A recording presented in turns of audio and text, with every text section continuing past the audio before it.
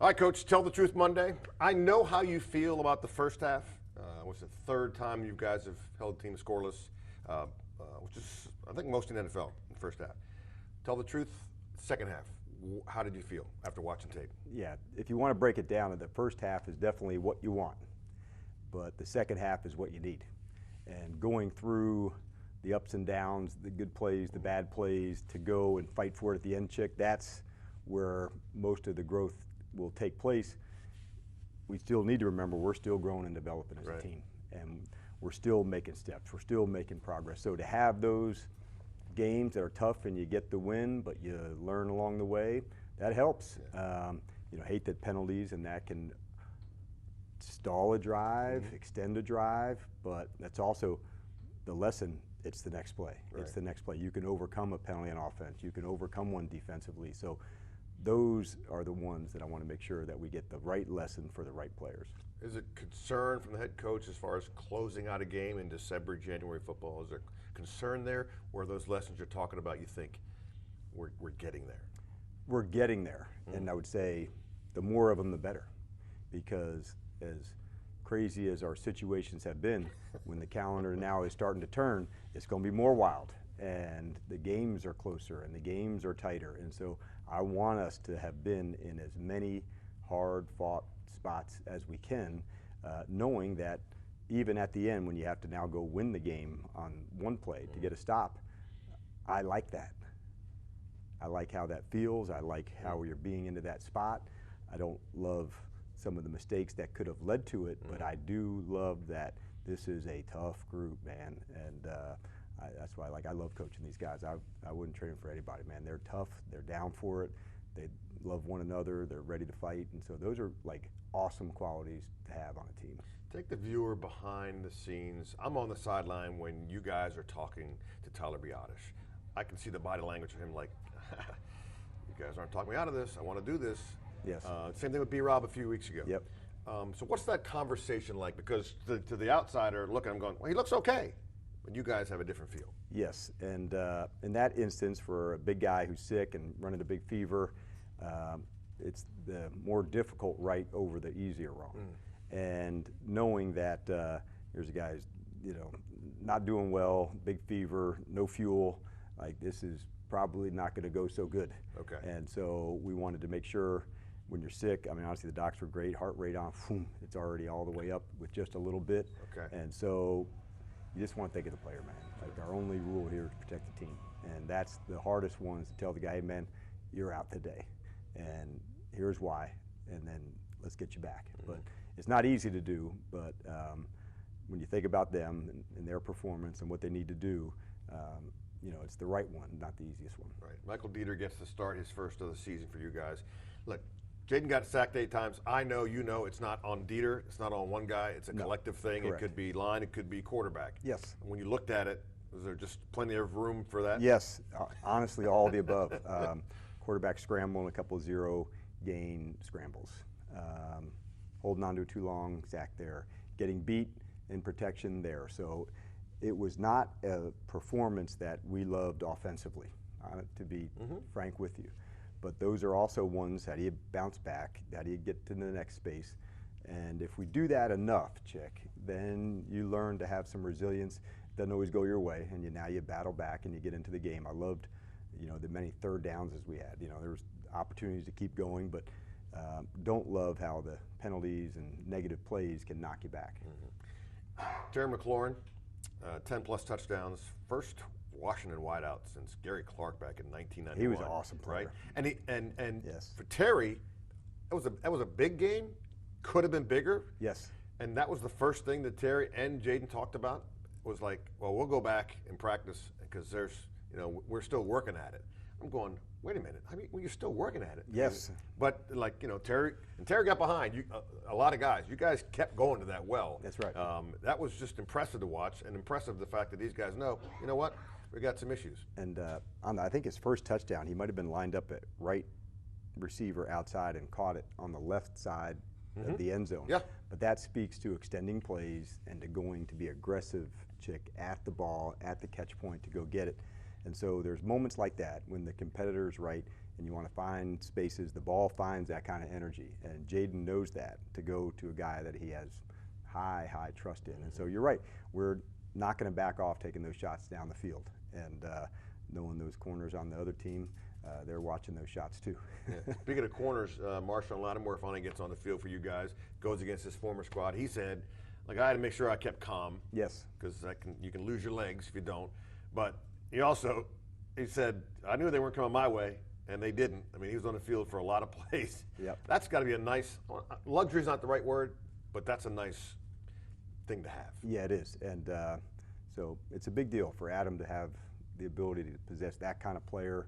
You know, trade deadline after that, to add somebody to your team, that doesn't happen very often. And so to add a guy, not just for this season, but for seasons beyond, who has this kind of makeup, how we want to play, the play style that goes with it. And for him, it wasn't as easy a transition coming in injured to get back. And so it was awesome to get him back out on the field and allow him and his teammates to kind of grow on the field. End of game. You won't really address it because you took the high road yesterday, but we looked at it, and my cameraman, David Agadello, went back and went by frame, 2.9 seconds. That clock stopped at 9 seconds. I think, you know, the referee seeing eye dog was in some other area. I'm trying to make the coach laugh as hard as I can. I mean, are you asking me if they've sent me like an edible arrangement of an apology of like, I love the chocolate covered pineapples or something like that? Like, those are awesome. No, they have not. The pool report came out and said, yeah, we made a mistake, and it's not reviewable, which blows my mind because I've seen enough referees go put 3 seconds back on the clock for this or take something off. I don't understand how that's not the case in this case, but you just moved on. I think that's the way you get bad deals sometimes. The call doesn't go your way, it's not. So it's not necessarily, there was another play to go, man. Right. And so I wanted to make sure in that moment we're not bitching about a call, like we're going to fight for the next play. They ended up scoring on one to come back and get into a 2-point play, which was, you know, the right call for them. I would have, you know, they were about the same spot if we were in the same situation, and you had to go stand up. And that's what I wanted us to think about, not time or referees and that. That's out of my control. So what I can control is our attitude going into it. And that's what I wanted to get across. Our time! Our time! In your locker room, you were talking about our time, you're pointing at your wrist. What does that mean? So that is a call to get back to us. You might have heard the word lock in. You may have heard the term reset. You know, lots of people have their own, but that is ours, about being into the present together. And so oftentimes when you have a phrase or something, you also need a hand signal for it too. Okay. So our time was, I could say that to you, hey, check our time. And now I'm telling you, hey, lock in this moment. Could be after a really high, and you got to get back to go play the next play, or it could have been after a bad deal, and you got to go play the next play. So it's a way for a teammate to teammate, coach to coach, coach to player, player to coach. Hey man, reset it, lock it back in, we're on to the next. I know you talk about on to the next.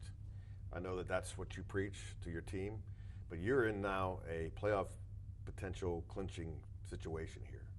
So while you won't tell that to your team, how often do you think about that and that being a part of this? I haven't. Really? And the reason why, it just makes no sense to me other than putting all our attention to get better at Philadelphia and all the things that go into that. And so we want it badly, so thinking of any other situation is not going to make it want it more badly. And so it's about us getting our group ready.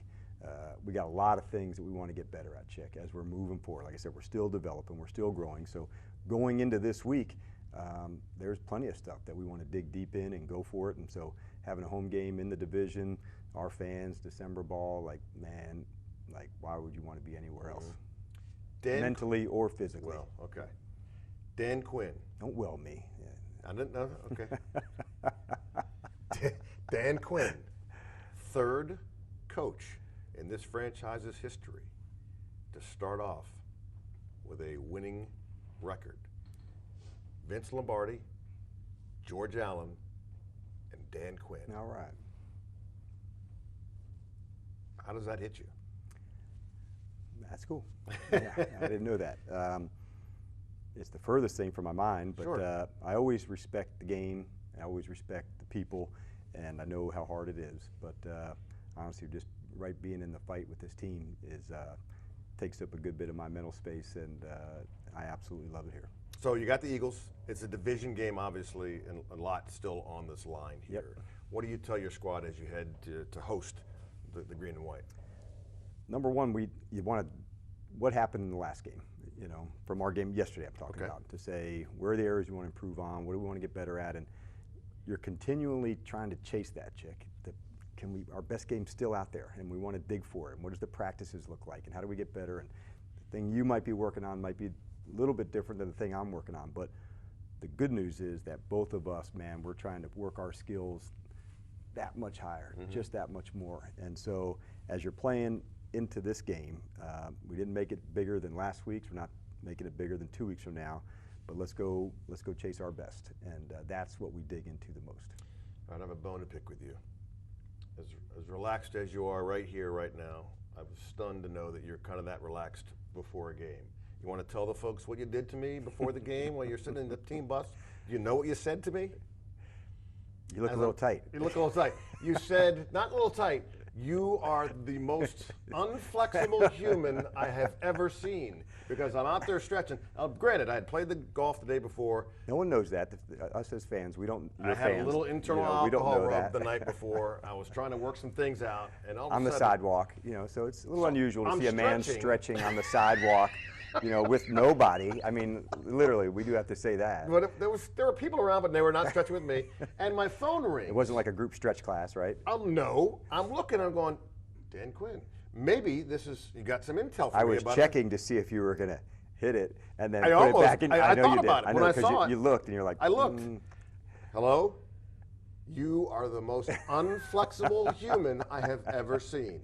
And I believe I gave you a signal that meant you were number one in my book. Nice. Well done. Yeah. Well done. Thanks a lot for that. If there was a good stretch class, I just didn't want to make sure I wasn't missing it. Whatever. We'll Awesome, see you man. Sunday. All right.